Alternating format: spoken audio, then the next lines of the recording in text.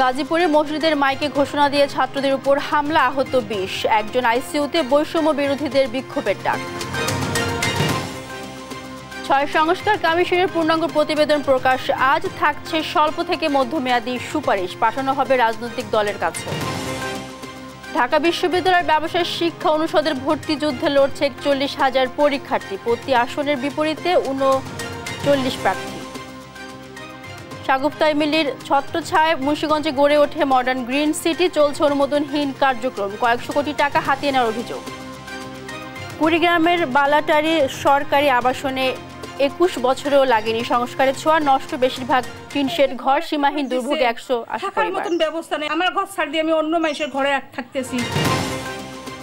বসন্ত বরণ, বিশ্ব ভালোবাসা ও ২১শে ফেব্রুয়ারি ঘিরে জমে উঠেছে গদখালির ফুল ব্যবসা। ৩০০ কোটি টাকা লাভের আশা চাষিদের। এবং বিধ্বস্ত অবস্থায় মিলল যুক্তরাষ্ট্রের আলাস্কার নিখোঁজ বিমানের সন্ধান। পাইলট সহ বেঁচে নেই কেউ, ঘন কুয়াশাই কারণ। দর্শক দেখছিলেন সংবাদ শিরোনাম। সংবাদ দুপুরে আপনাদের সাথে আছে মারজানা শক্তি। গাজীপুরে পতিত সরকারের সাবেক মুক্তিযুদ্ধ বিষয়ক মন্ত্রী আকম মোজাম্মেলের বাড়িতে ভাঙচুরের ঘটনা ঘটেছে। এ ঘটনায় ছাত্ররা বলছেন, হামলা বন্ধে বৈষম্য বিরোধী ছাত্র আন্দোলনের শিক্ষার্থীরা এগিয়ে গেলে মসজিদের মাইকে ডাকাত পড়েছে ঘোষণা দিয়ে স্থানীয়দের নিয়ে আওয়ামী নেতারা তাদের বেধড়ক মারধর করে। এতে গুরুতর আহত হন ২০ জন। তাদের মধ্যে ৫ জনকে ঢাকা মেডিকেলে আনা হয়েছে। সহকর্মী নজরুল ইসলামের রিপোর্ট, জানাচ্ছেন সালমা জাহান। গাজীপুর মহানগরের ধীরাশ্রমে ফ্যাসিবাদী আওয়ামী লীগ সরকারের সাবেক মুক্তিযুদ্ধ বিষয়ক মন্ত্রী আকম মোজাম্মেলের বাড়িতে শুক্রবার রাতে কিছু লোকজন ভাঙচুর চালায়। শিক্ষার্থীরা জানায়, মোজাম্মেলের বাড়িতে ভাঙচুরের খবরে হামলা বন্ধ করতে সেখানে যায় বৈষম্য বিরোধী ছাত্র আন্দোলনের ২০ থেকে ৩০ জনের একদল শিক্ষার্থী। এ সময় আওয়ামী নেতারা মসজিদের মাইকে ডাকাত পড়েছে বলে ঘোষণা দিয়ে স্থানীয়দের নিয়ে ছাত্রদের উপর হামলা চালায়। বেধড়ক মারধর করা হয় তাদের। আর অধিকাংশরই হাত পা ভেঙে অবস্থা খুব বাজে বানিয়ে ফেলছে এবং এগুলো চিহ্নিত ছাত্রলীগ, এবং তারা ফেসবুকে সহ বিভিন্ন জায়গায় ওপেনলি উল্লাস করতেছে। আগামী ১২ ঘন্টার ভিতরে যদি এদেরকে গ্রেপ্তার না করা হয়, আমরা ছাত্র সমাজের ব্যবস্থা নিব ইনশাল্লাহ। জয় বাংলা স্লোগান দিয়ে আমাদের উপর হামলা করে। ওরা বলে আওয়ামী লীগ ফিরে আসবে, কিভাবে বলে এই কথা? এখন আমাদের উপর জয় বাংলা স্লোগান দিয়ে হামলা করে। প্রশাসন নীরব কেন? আমাদের উপর আজকে আমাদের উপর কিভাবে হামলা করে? আমাদের ভাই কত রক্ত দিবে, আর কত রক্ত দিয়ে আমরা দেশ স্বাধীন করছি। খবর পেয়ে ঘটনাস্থলে গিয়ে পরিস্থিতি নিয়ন্ত্রণে আনে আইন শৃঙ্খলা বাহিনীর সদস্যরা। এ সময় গুরুতর আহত ২০ জনকে উদ্ধার করে গাজীপুর শহীদ তাজউদ্দিন আহমেদ মেডিকেল কলেজ হাসপাতালে পাঠানো হয়। এদের মধ্যে আশঙ্কাজনক ৫ জনকে ঢাকা মেডিকেলে পাঠানো হয়।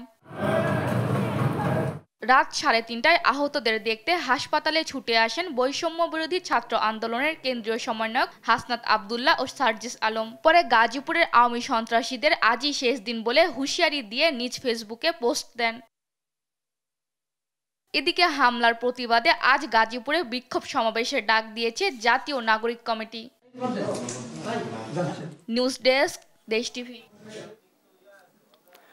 গাজীপুরে মসজিদের মাইকে ঘোষণা দিয়ে বৈষম্য বিরোধী ছাত্রদের উপর হামলায় গুরুতর আহত হয়েছেন ২০ শিক্ষার্থী।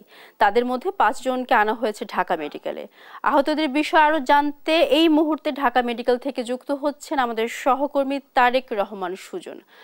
তারেক, আহতদের বর্তমান পরিস্থিতি কি? চিকিৎসকরা আসলে কি বলছেন আমাদের জানাবেন।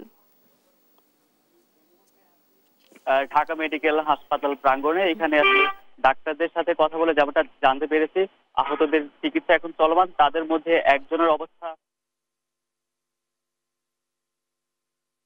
যে চিকিৎসক তারা যেমনটা জানিয়েছেন, গত রাতে এখানে আসলে 11 জন আহতকে আনা হয়েছে গাজীপুরে।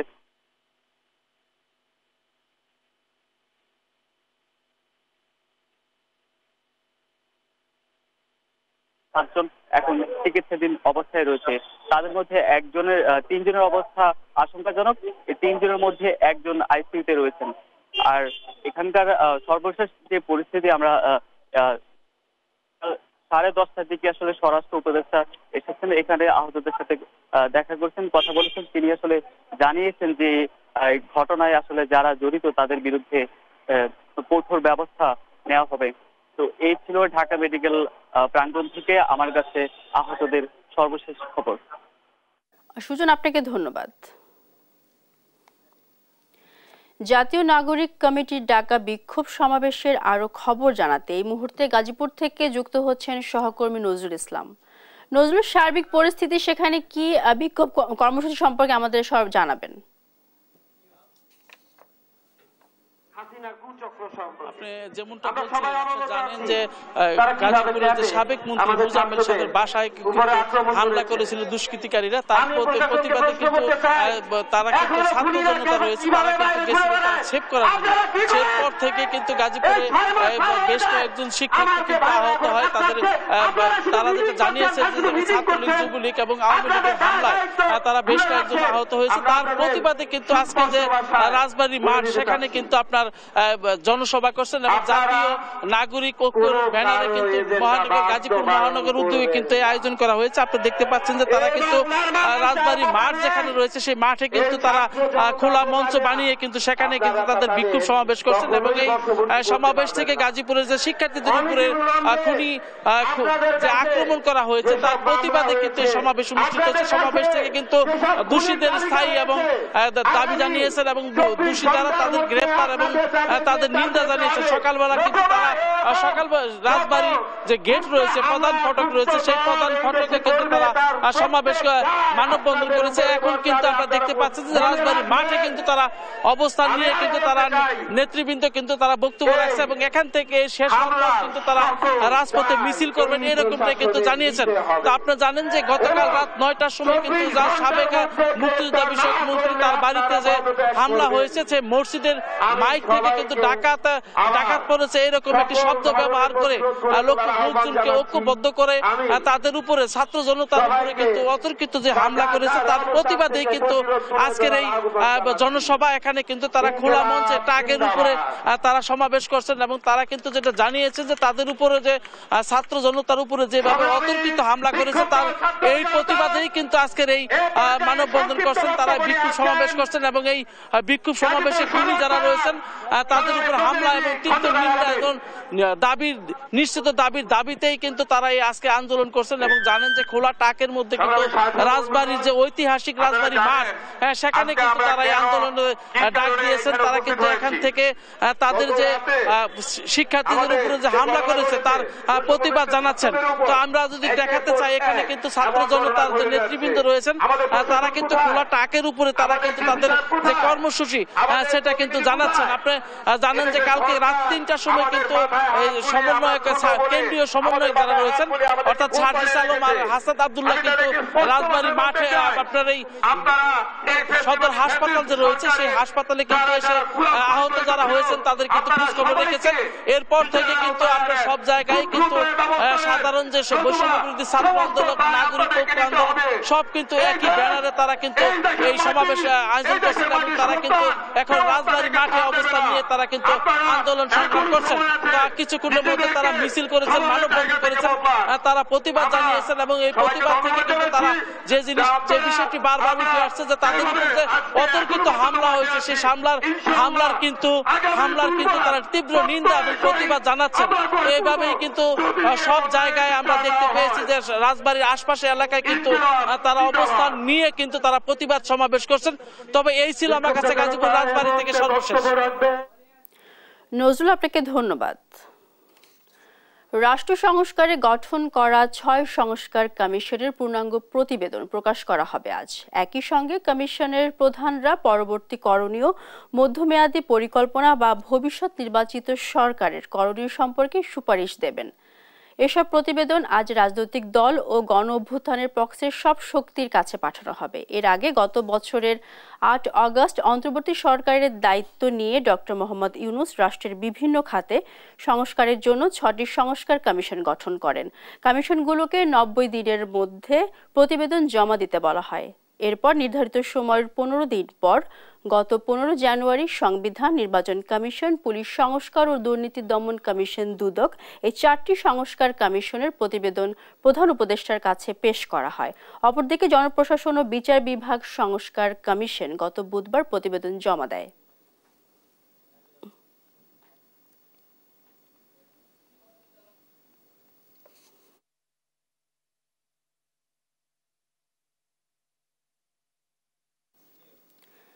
জাতীয় প্রেস ক্লাবে কথা বলছেন প্রধান উপদেষ্টার প্রেস সচিব শফিকুল আলম। আমরা সরাসরি চলে যাচ্ছি সেখানে। যে ইরেজ করে নতুন হিস্ট্রি চাপানো, এটা হচ্ছে they are quite good at it. মানে এই জিনিসটা তাদের একদম পুরো আপনাকে শোষণ করার মূল হাতিয়ারই হচ্ছে আপনার হিস্ট্রিকে আপনারে বুঝা দেওয়া, এবং আপনাকে বলবে আপনি সে অপ্রেসর, কিন্তু নিজেকে সে বিদেশে জাহির করছে আমি অপ্রেসড। আপনার পুরো বাংলাদেশের থেকে তার এবং তার লোকরা $234 বিলিয়ন বাইরে নিয়ে গেছে। তার এবং তার পেটুয়া বাহিনী বাংলাদেশের 3,500 লোককে গুম করেছেন। বাংলাদেশের এই জুলাই অগাস্টে আপনি 2000 লোকের মতো মানুষকে খুন করেছেন, যাদের কারো কারো বয়স 4 বছর, 6 বছর, 8 বছর। আপনি তার সময় শাপলার হত্যাকাণ্ড হয়েছে, তার সময় আপনার মাওলানা সাইদির ভার্ডিক্টের পরে কি ভয়ানক একটা হত্যাকাণ্ড হয়েছে। তারপরে দেখেন একটা দেশের চিফ জাস্টিসকে গলায় ধরে তার সিকিউরিটি এজেন্সি যে পিটিএফ বিদেশে পাঠিয়ে দিয়েছে। আবার ওনারা বলতেন আমাদের জুডিশিয়ারি ইন্ডিপেন্ডেন্ট। একটা দেশের চিফ জাস্টিসকে যদি এটা হয়, তাহলে কোন জাস্টিসের আপনি মনে করেন যে তার ইন্ডিপেন্ডেন্স আছে? কিছু ছিল আপনার? এবং যে যখনই একটা ভালো মানে বিএনপির এক লিডারের এখন সম্ভাবনা হয়েছে যে উনি বের হবেন, আমরা শুনেছি যে তাকে এখন জামিন দিতে বাধ্য। এটাও আমরা শুনেছি যে তখন জাজের রুমে সিকিউরিটি এজেন্সির লোক পাঠিয়ে দেওয়া হতো। এবং এটা তো না, তারপরে এক্সট্রা জুডিশিয়াল কিলিং হয়েছে 3000। এবং বাংলাদেশে এই জিনিসটা কেউ বলেন না, এই জিনিসটা কিন্তু ভয়াবহ। আপনার 60-70 লক্ষ অপোজিশন অ্যাক্টিভিস্টের লাইফ আপনি হেল্প করে দিয়েছেন। কারো 10টা, কারো 20টা, রিজভি ভাই বোধহয় একাই 300টা কেস। আপনি তাদের লাইফ আপনি শেষ। তাদের ছেলেমেয়েরা কোনো চাকরি পায় নাই। তারা যদি চুপি সারে কোনোভাবে একটা ধরনের একটা কনস্টেবলেরও চাকরি পেয়ে গেছে, সেটাও জানাজানি হয়ে গেছে যে না, উনি বিএনপি পরিবারেও চাকরি দেওয়া যাবে না। কি ভয়াবহ একটা সময়। কিন্তু তারা টোটালটা, তাদের পুরো অ্যাটেম্পটা হচ্ছে যে এটাকে আমি উল্টিয়ে দিব, দিয়ে আমার ন্যারেটিভ আনবো। এই ন্যারেটিভের এগেনস্টে এই গ্রাফিতির বই খুব ইম্পর্টেন্ট। আমাদের প্রত্যেকটা ওই সময় যতগুলো ঘটনা ঘটেছে আমাদের প্রত্যেকটা লিপিবদ্ধ করতে হবে। দর্শক, আমরা প্রধান উপদেষ্টার প্রেস সচিবের বক্তব্য শুনছিলাম। ঢাকা বিশ্ববিদ্যালয়ের 2024-25 শিক্ষাবর্ষের ব্যবসায় শিক্ষা ইউনিটের স্নাতক প্রথম বর্ষ ভর্তি পরীক্ষা শুরু হয়েছে। শনিবার বেলা 11টা থেকে ঢাকা সহ দেশের বিভাগীয় শহরের 8টি কেন্দ্রে শুরু হয় এই পরীক্ষা। চলবে দুপুর 12:30 পর্যন্ত। এবছর ঢাবির ব্যবসায় শিক্ষা ইউনিটে 1050টি আসনের বিপরীতে 40,973 জন শিক্ষার্থী আবেদন করেছে। এতে প্রতি আসনের বিপরীতে লড়ছেন 39 জন পরীক্ষার্থী। গত 25 জানুয়ারি ঢাকা বিশ্ববিদ্যালয়ের আন্ডার গ্রাজুয়েট প্রোগ্রামের 2025-26 শিক্ষাবর্ষে কলা, আইন ও সামাজিক বিজ্ঞান ইউনিটে ভর্তি পরীক্ষা অনুষ্ঠিত হয়। এতে অংশ নেন 1.25 লাখ শিক্ষার্থী।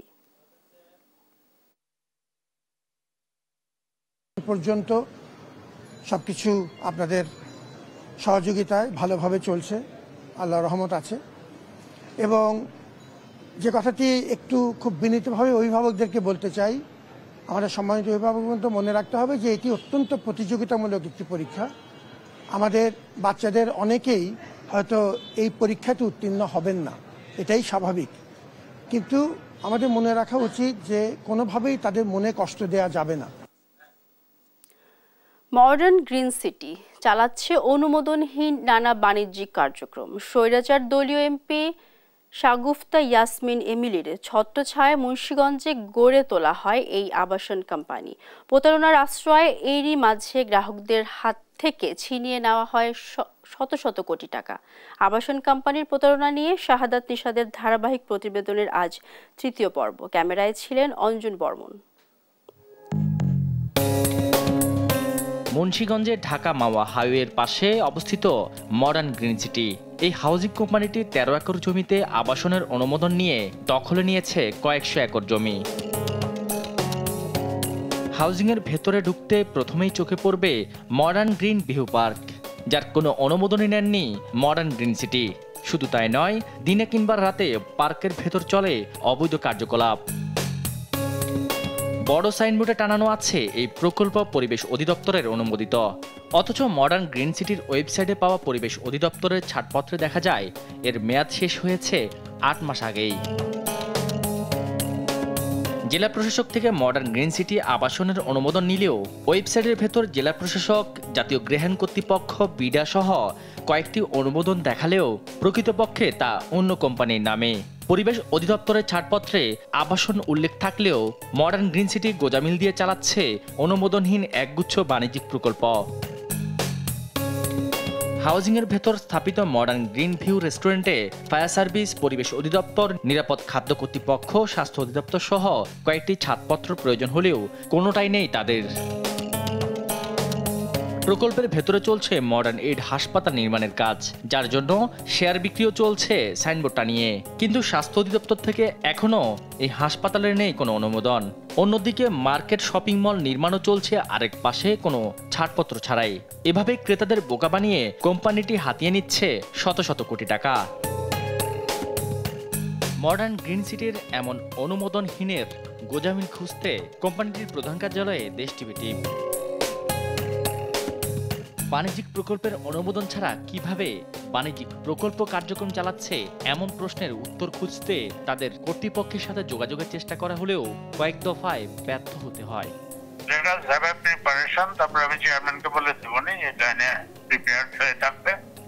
আড়াল করার চেষ্টা করে নিজেদের ভূমিদস্যুতার অপরাধ। শাহাদাত নিশাদ, দেশ টিভি, ঢাকা। কুষ্টিয়া ইসলামী বিশ্ববিদ্যালয় থানা ঝাউদিয়ায় হস্তান্তরের প্রতিবাদে কুষ্টিয়া খুলনা মহাসড়ক অবরোধ করে বিক্ষোভ সমাবেশ করছেন স্থানীয়রা। এ নিয়ে বিস্তারিত জানাতে যুক্ত হচ্ছেন সহকর্মী নাহিদ হাসান তিতাস। তিতাস, সেখানকার কি পরিস্থিতি দেখছেন আমাদের জানাবেন। সত্যি কিছুক্ষণ আগে অর্থাৎ 11টার সময় থেকে কুষ্টিয়া খুলনা যে মহাসড়ক, সেই মহাসড়ক অবরোধ করে ইসলামী বিশ্ববিদ্যালয় থানা স্থানান্তরের প্রতিবাদে কিন্তু ইসলামী বিশ্ববিদ্যালয়ের শিক্ষার্থী এবং স্থানীয় প্রায় 2-3 ইউনিয়নের হাজার খানিক মানুষ কিন্তু বিক্ষোভ কর্মসূচি পালন করছে। এতে কিন্তু এই যে কুষ্টিয়া খুলনা মহাসড়কের দুই প্রান্তে প্রায় যানজটের সৃষ্টি হয়েছে, অর্থাৎ সব ধরনের যে যান চলাচল সেটি কিন্তু বন্ধ হয়ে গেছে। এখানে যারা বিক্ষোভ করছে তাদের দাবি হচ্ছে যে ইসলামী বিশ্ববিদ্যালয় অর্থাৎ ইবি যে থানাটি, সেটি অত্যন্ত গুরুত্বপূর্ণ একটি থানা, কারণ এই অঞ্চলের প্রায় 1 লাখের মতো মানুষের নিরাপত্তা দিয়ে থাকে। যদি এই থানাটি স্থানান্তর করা হয় তাহলে কিন্তু এখানে ঝুঁকির মধ্যে পড়বে, আইন শৃঙ্খলার ব্যাঘাত ঘটবে এবং এখানে একটা বিশ্ববিদ্যালয় রয়েছে, এই বিশ্ববিদ্যালয়ের যে আইন শৃঙ্খলা সেটি কিন্তু বিঘ্ন ঘটবে। তাই তারা বলছে কোনোভাবেই এইখান থেকে এই ইবি থানাটি স্থানান্তর করা যাবে না, যতক্ষণ না পর্যন্ত এই থানা স্থানান্তরের যে সিদ্ধান্ত সেটি পরিবর্তন না করা হবে ততক্ষণ পর্যন্ত কিন্তু তারা মহাসড়ক ছাড়বে না। আমার সাথে একজন বিক্ষোভকারী রয়েছে, আমি তার সাথে একটু কথা বলতে চাই। আসলে কি দাবি আপনাদের, এই যে সড়ক অবরোধ করে বিক্ষোভ করছেন, আসলে আপনারা কি চাচ্ছেন? আমরা চাচ্ছি ইসলামী বিশ্ববিদ্যালয়ের স্বার্থে একটি সারা বাংলাদেশের মধ্যে ইসলামী বিশ্ববিদ্যালয় একটি বড় বিশ্ববিদ্যালয়। এই বিশ্ববিদ্যালয়ে হাজার হাজার শিক্ষার্থী এখানে লেখাপড়া করে। এখানে একটি জনগুরুত্বপূর্ণ একটি এরিয়া, এই এরিয়ায় ইসলামী বিশ্ববিদ্যালয় একটি থানা রয়েছে। এই থানা রাতের অন্ধকারে কুচক্রী একটি মহল এখান থেকে প্রায় 16 কিলোমিটার দূর স্থানান্তর করার জন্য একটি ষড়যন্ত্র করছে। আমরা সেই ষড়যন্ত্রকে প্রতিহত করে ইসলামী বিশ্ববিদ্যালয় থানা, ইসলামী বিশ্ববিদ্যালয় যাতে থাকে সেই পর্যন্ত, যতক্ষণ পর্যন্ত এটি সরকারের তরফ থেকে আশ্বস্ত না করা হবে এবং বাস্তবায়ন না করা হবে ততক্ষণ পর্যন্ত আমরা এই আন্দোলন চালিয়ে যাব এবং রাজপথ অবরোধ করেছি। যতক্ষণ পর্যন্ত সিদ্ধান্ত না আসবে ততক্ষণ পর্যন্ত আমরা এই আন্দোলনের সঙ্গে আছি। বুকে তাজা রক্ত দিয়ে হলেও ইসলামী বিশ্ববিদ্যালয় আমরা রাখবো, এই প্রত্যাশা সাধারণ জনগণের, এই প্রত্যাশা এলাকাবাসীর, এই প্রত্যাশা। যেমনটি শুনছিলেন, স্লোগান দেওয়া হচ্ছে যে ইসলামী বিশ্ববিদ্যালয় থানা, ইসলামী বিশ্ববিদ্যালয় থাকতে হবে। যদি না থাকে তবে কিন্তু তারা এই যতক্ষণ পর্যন্ত আশ্বস্ত না পাবে যে এই থানা স্থানান্তরের যে সিদ্ধান্ত সেটি প্রত্যাহার না করা হবে ততক্ষণ পর্যন্ত কিন্তু যান চলাচল বন্ধ রাখা হবে। এখন পর্যন্ত তীব্র যানজটের সৃষ্টি হয়েছে, অর্থাৎ দুই পাশের প্রায় 15 কিলোমিটার কিন্তু দীর্ঘ লাইনে সারিবদ্ধ হয়ে দাঁড়িয়ে আছে। জানিয়ে কিন্তু জনসাধারণ চরম ভোগান্তির শিকার হচ্ছে। এই ছিল কুষ্টিয়া ইসলামী বিশ্ববিদ্যালয়ের সামনে থেকে বিক্ষোভ নিয়ে সর্বশেষ কর্মসূচি। সুপ্তি। তিতাস, আপনাকে ধন্যবাদ। প্রেস ক্লাবে কথা বলছেন বিএনপির সিনিয়র যুগ্ম মহাসচিব রুহুল কবির রিজভী। আমরা সরাসরি যুক্ত হচ্ছি। তারিখে দেখে পুলিশ একটু ভালো ব্যবহার করছে, তখন মনে হলো যে বোধহয় হাসিনা আর থাকবে না, চাটা খেতে দাঁড়িয়ে এটা মনে হয়। যাই হোক, আমাদের রিমান্ড শেষ হয়নি। 4 তারিখে রিমান্ড থাকা অবস্থায় আমাদের কোর্টে নিয়ে আসবো এবং কোর্ট থেকে কারাগারে কারফিউ চলছে। যাক, সেটি একটি মানে অন্য ঘটনা। তো আমার কাছে যেটা মনে হয়েছে, যে কোনো আন্দোলনের সফলতার উপর সফলতা নির্ভর করে তাদের মানে সাংস্কৃতিক কর্মীরা, অর্থাৎ এই অগ্রবাহিনীরা কেমন করছে। এবং আমার এবারও মনে হয়েছে, 71 সালের ঘটনা সম্পূর্ণ মনে না থাকলেও কিছু তো মনে আছে। 5-6 পড়ি, তখন তো অনেক ঘটনা চোখের সামনে দেখেছি কিভাবে আপনার হারমোনিয়াম, আগে তো প্রভাত ফেরিগুলোতে পিছনের দিকে গলায় হারমোনিয়াম ছিল না, এবং 69, 70, 71 সালের 21শে ফেব্রুয়ারি গুলোতেও দেখেছি যে স্বাধীনতার গান হচ্ছে, 21শে ফেব্রুয়ারির গান হচ্ছে, পিছনে হারমোনিয়াম বাজাতো আর মৃদু স্বরে গান গাইতে গাইতে সব শহীদ মিনারের দিকে যেত, বা ওই কি বলে অসহযোগ আন্দোলনের কর্মসূচি। তো এবারও আমার কাছে মনে হয়েছে যে যারা এই গ্রাফিতি এই কাজটি করেছেন, অসাধারণ এই কাজটি করেছেন, যে ছেলেরা যে মনের উদ্যম নিয়ে, আমার হচ্ছে এই কারণেই আন্দোলন সফল হয়েছে। যে ব্যাপক আন্দোলনের কোন সাংস্কৃতিক কর্মকাণ্ড থাকে না, শিল্প সাহিত্যের মানে অবদান থাকে না, সেটা কখনোই সফল হয় না। এবং বিপ্লব দীর্ঘজীবী হয়, বেঁচে থাকে যে তার পিছনে একটা মানে সাংস্কৃতিক প্রাণ থাকে। এই প্রাণের কারণেই সেটা বেঁচে থাকে, যেটা বিভিন্ন একজন বিপ্লবীর কথা থেকে আমি বললাম, পৃথিবীর বিভিন্ন ক্ষেত্রেই সেটা ঘটেছে। সিভিল ওয়ারের সময় যদি আপনার ওই যে গন অফ দ্য উইন্ড যে উপন্যাসের উপর ভিত্তি করে রচনা করা হয়েছে, অথবা আমরা যদি দেখি যে সমস্ত বিপ্লবের কোন হয় পরবর্তীতে সাহিত্যে বিরাট অবদান রেখেছে, অথবা সেই সমকালীন সময়ে তাদের গান, তাদের উপন্যাস, তাদের লেখনী বিরাট অবদান রেখেছে। যদি রাশিয়ার বিপ্লবে মাইকোভস্কি, অস্ত্রোভস্কি, গোর্কির জন্ম না হতো, তাহলে কমপক্ষে 70 বছর সমাজতন্ত্র টিকত না। এইরকম মানে বিশ্বমাপের কবি সাহিত্যিকদের জন্ম হয়েছিল বলেই এটা টিকে থেকেছে। পরবর্তীতে যারা এই বিপ্লবের নায়ক ছিলেন বা যারা পরে কন্টিনিউ করেছেন, তাদের বহু ভুল ত্রুটির কারণে এবং মানুষের যে স্বাধীনতা, নাগরিক স্বাধীনতা, এগুলো নিয়ে কোনো ভ্রান্তি তাদের মধ্যে থাকতে পারে, যার কারণে পরে এরা টেকাতে পারেনি। কক্সবাজারে জেলা কর্মী সম্মেলনে বক্তব্য রাখছেন জামায়াতের আমির ডাক্তার শফিকুর রহমান। আমরা সরাসরি যুক্ত হচ্ছি। আপনারা বিদায় নেবেন সেটা আমরা কামনা করি, আশা করি আল্লাহ যেন সম্মানের সাথে আপনাদেরকে বিদায় নেওয়ার তৌফিক দেন। কিন্তু এরও ভিতরে যদি কোনো উন্নয়ন প্রকল্প হাতে নেন, তাহলে আমি অনুরোধ করব, মেহেরবানি করে এই জেলাটাকে ভুলে যাবেন না।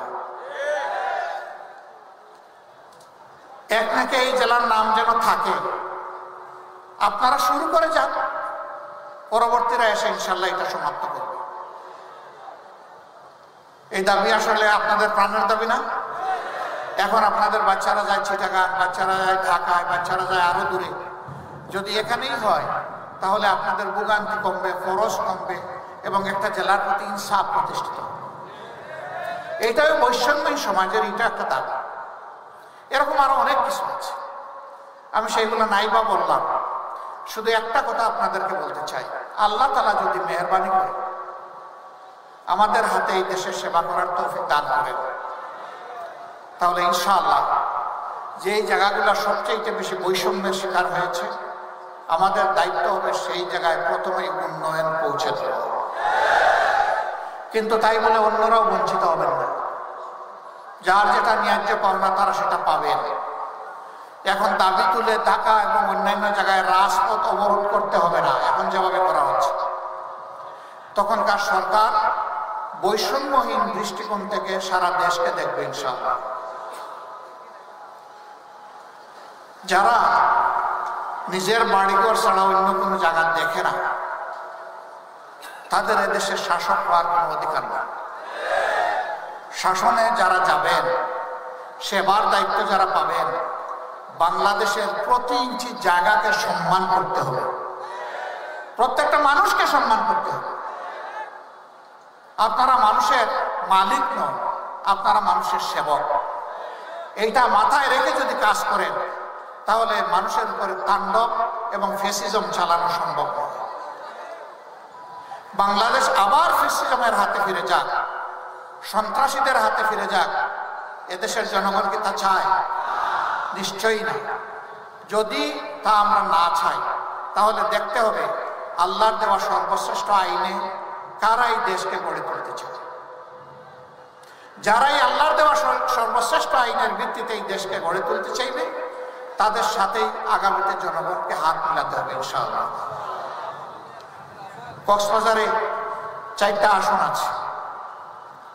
এই 4টা আসন আগামীতে যারা ন্যায় এবং ইনসাফের ভিত্তিতে দেশ চালাতে বদ্ধপরিকর এবং যাদের অতীত বর্তমান চরিত্র এটা প্রমাণ করে, আমি অনুরোধ করব আপনাদের প্রত্যেকটা ভোট, মা বোন ভাই বোন সবার ভোট যেন তাদের বাক্সে যায়। কারণ ভোট আপনার পবিত্র আমানত, আপনার ভোটেই সরকার নির্বাচিত হবে। দর্শক, বক্তব্য রাখছিলেন জামায়াতের আমির ডক্টর শফিকুর রহমান।